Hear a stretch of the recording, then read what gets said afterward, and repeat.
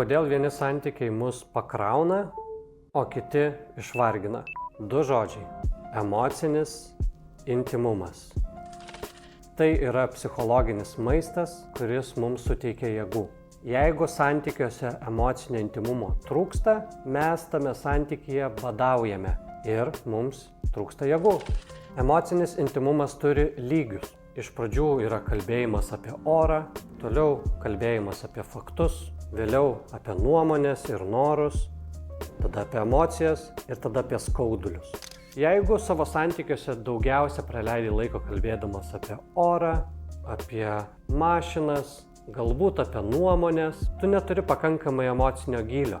Praktikuok kalbėjimą gilesnėm temom, apie tai, ką jauti ir ypač kas tau skauda, neramina, gąsdina, ko nesupranti. Apsilankyk Gentis.lt. Gentise mes reguliariai turime kokybiškus ir gilius pokalbius, kurie mums duoda bendrystės ir pakrauna jėgų gyvenimui.